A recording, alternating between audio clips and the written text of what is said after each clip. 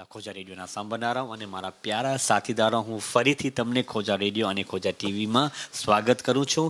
અને અલ્હમ્દુલિલ્લાહ આ સિલસિલો જારી વસારી રહેશે. અને ખોજા રેડિયો અને ખોજા ટીવી બે જે છે એમાં આપણે મલ્ટી લેંગ્વેજ પ્રોગ્રામ આપણે મળતું રહીએ છીએ. ને માશાઅલ્લાહ કોઈ વખતે ઇંગ્લિશ પણ એમાં અંદર આવી જાય છે, ગુજરાતી આવી જાય છે.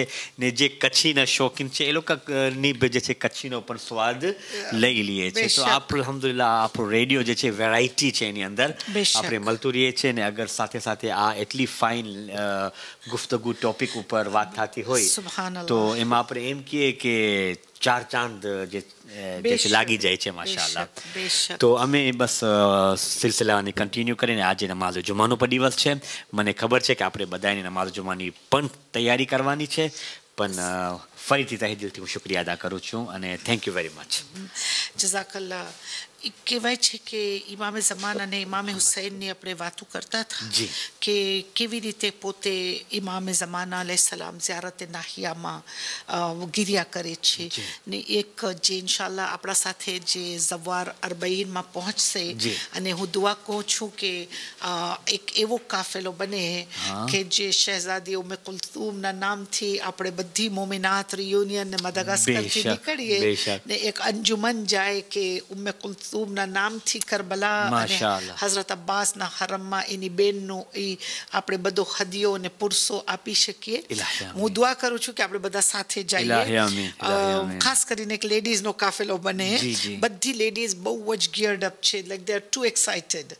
ઓકે, બટ ખાસ કહેવા માટે કે અમારા ઉસ્તાદે મોહતરમ ફરમાવતા હતા અને ઝીશાન હૈદર બી એક મજલિસમાં હું એમને દર્સમાં બેઠી હતી તો એ કહેતા હતા કે તમે જ્યારે કરબલા પહોંચો અરબઈનના દિવસે યા આશુરના તો તમે ઝિયારતે નાહિયા જરૂર પढ़ो. ओह माशाअल्लाह. यानी करबला ज़ियारत नाहिया इंतजार कर सकते हैं और उस इंतजार में इंतजार में અમે પોતાના આપને બહેતર બનાવી શકીએ. બેશક. અને પછી ઇમામે ઝમાન કહે છે કે આઝાદારીમાં કેવી રીતે આઝાદારી છે કે જેને બાનીએ આઝાદારી બીબી ઝૈનબ હતી અને એ ચાર લાઈન કે આજ કેમ આમ ગામ ગામ અને ખાલી કહી દઉં કે આ નાની એવી આઇલેન્ડમાં તમારા પાસે 4 ઇમામ બારગાહ અને ઇન્શાલ્લાહ સેટરડેના સેન્ટ પોલમાં આપણી લેડીઝની મજાલિસે અઝા બીબી ઝૈનબની શાનમાં રાખવામાં આવે છે.